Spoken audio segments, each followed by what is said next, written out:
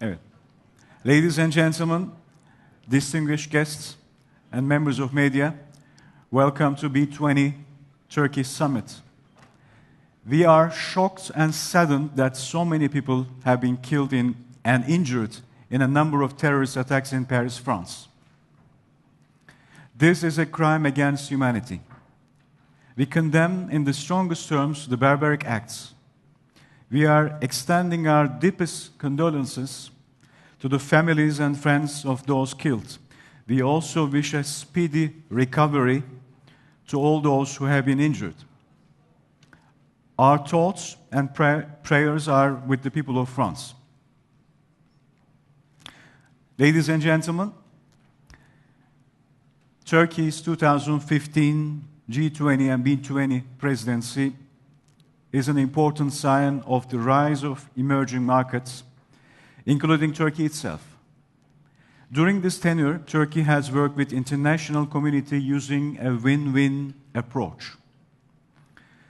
The three priorities of Turkish presidency are inclusiveness, implementation, and investment. We consider this summit in Antalya as different from all other summits held so far and will become a milestone for the future in terms of its determining nature. As members of B20, you focused the topics of trade freedom, opening the way for free trade by removing obstacles, encouraging innovation, and by strengthening lobbying efforts with G20 leaders. B20 has completed a very successful year and extends a deep sense of gratitude toward all members for contributing to this success. B20 conference was held on September in 2015. We were together in Ankara with the participation nearly 2,000 representatives of the international business community from 61 countries. B20 submitted its recommendations to Turkish President Mr. Recep Tayyip Erdogan, and B20 and L20 submitted a joint declaration to G20 entitled Jobs, Growth and the Decent Work. And the SMEs is very important, as you all well know. SMEs provide 60% of the global labor force and half of global production. And that's why they have an important role in global growth. The World SME Forum, established under the Turkish presidency, aims to increase the growth rate and activities of SMEs on a global scale. Turkey will pass the torch of G20 presidency to China at the end of Antalya summit here in Antalya. Now, I would like to invite Mr. Rifat Hisarcıklıoğlu, B20 Turkey Chair and President of TOBB, to listen to his remarks.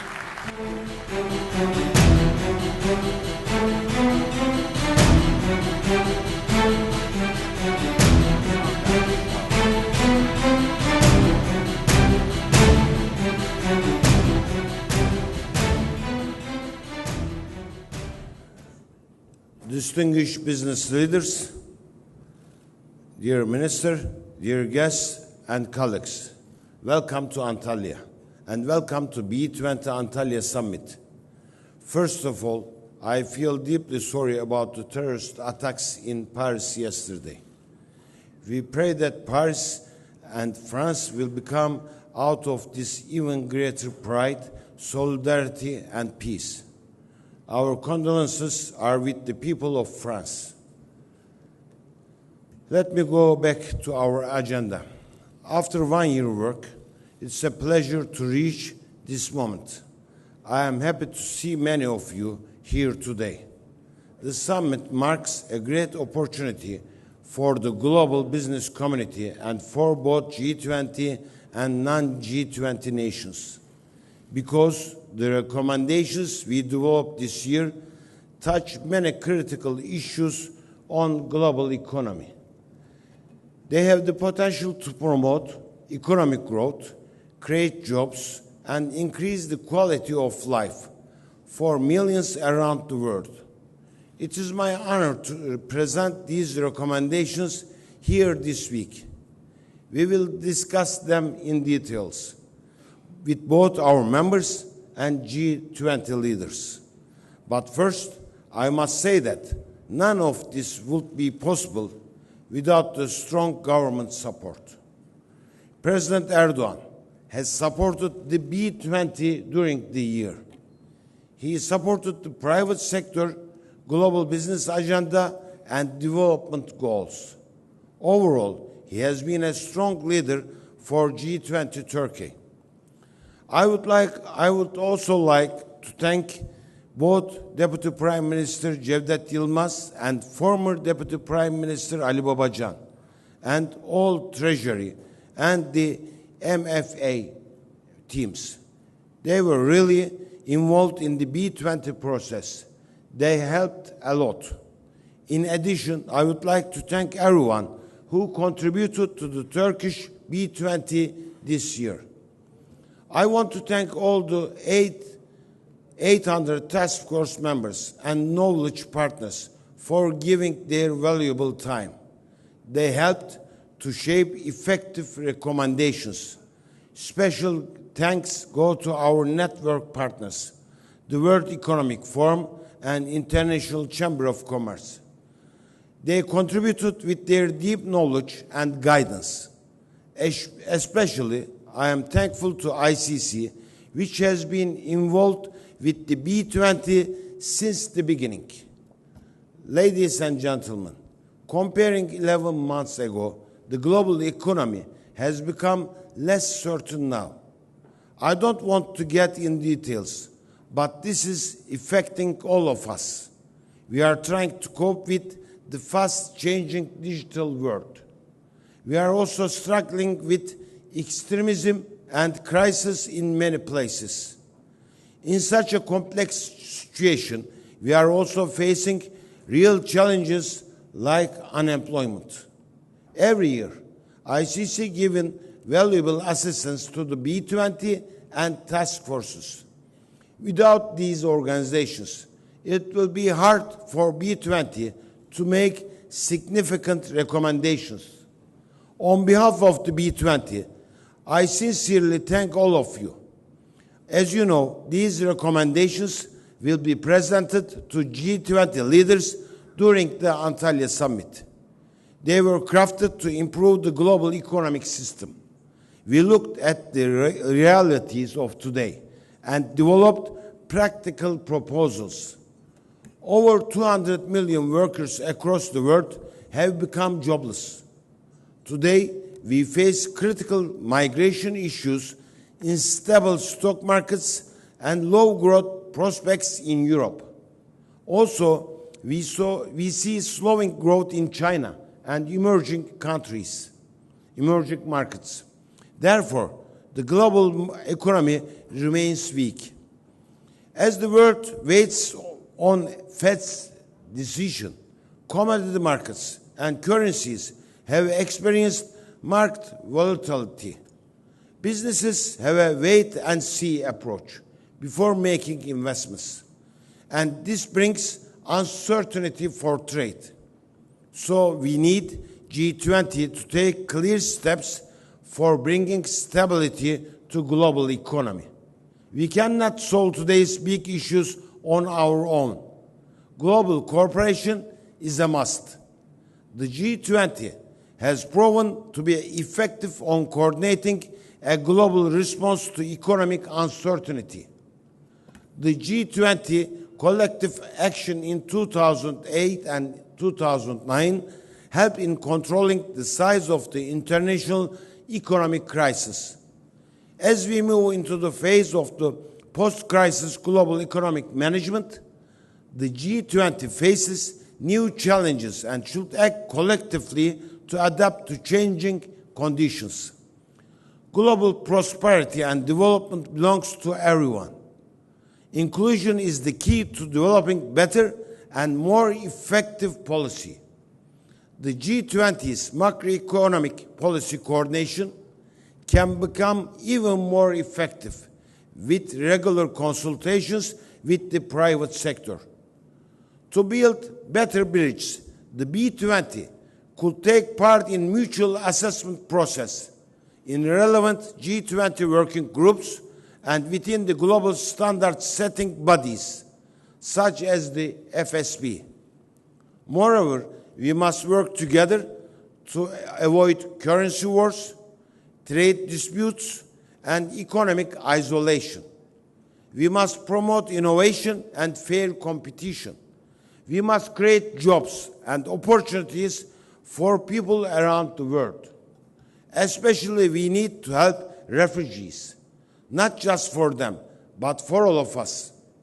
History has shown that if immigrants are supported, they can complete economies and increase GDP.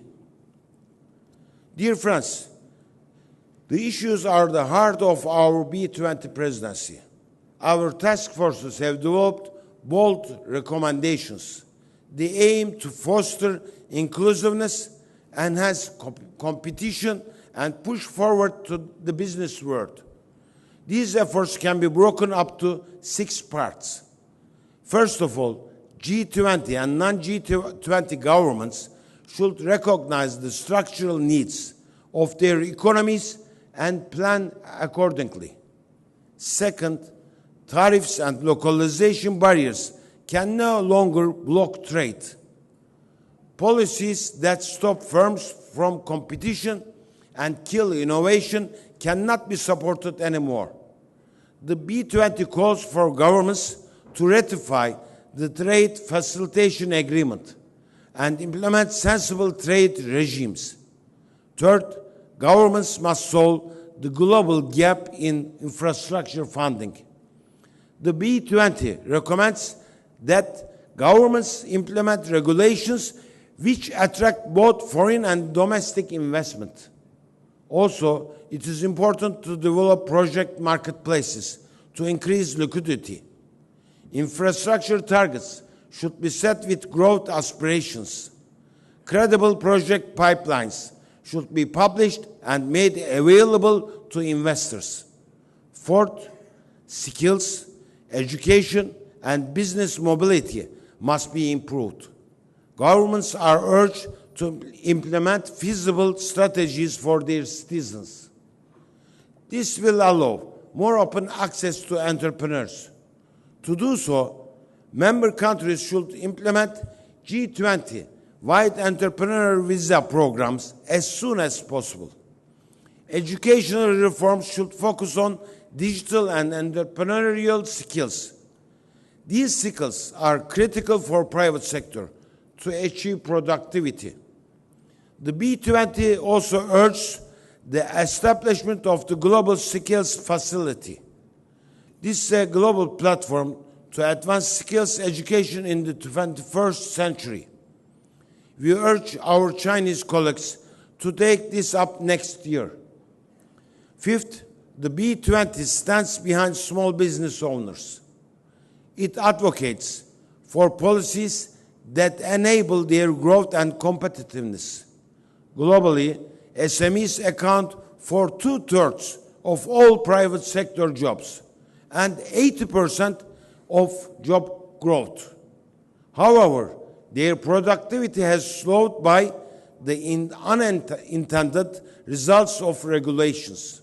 So, the B20 urges governments to revise regulations that empower SMEs and entrepreneurs. Regulations should be eased across markets. Support and guidance should be given to SMEs to compete internationally. The B20 fully supports the newly formed World SME Forum, or WSF.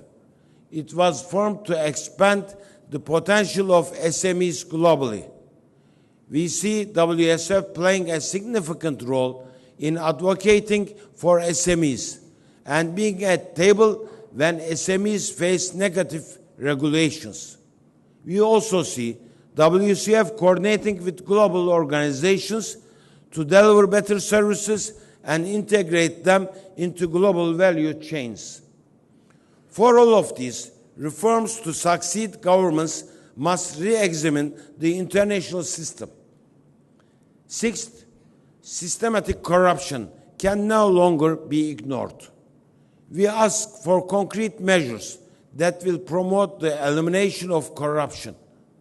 We urge the introduction of digital customs and procurement systems across the G20 nations. Such systems would greatly reduce corruption, save money, and build trust in public institutions. At the end of the day, we all benefit from a healthy global economy. And we all work together, we have the best chance of moving the global agenda forward. That is why these summits are so important. It's a business to business and business to government dialogue which solve these issues. We have learned from the past century that governments should not act on their own. The business community carries the knowledge and insights to serve the society. It is our responsibility to offer our own know-how to both G20 and non-G20 leaders. This is what we did at B20 this year. We have worked with the world's top business leaders and thinkers. We have pushed the global dialogue forward. I believe B20 China will continue to do this next year. As the B20 Turkey presidency is ending, our mission is not. We will continue to advocate for the recommendations we developed. And we are always ready to help our Chinese colleagues. Business diplomacy does not end. It is an ongoing mission, and we will continue to support this development. Thank you, and once again, welcome to the B20 Summit.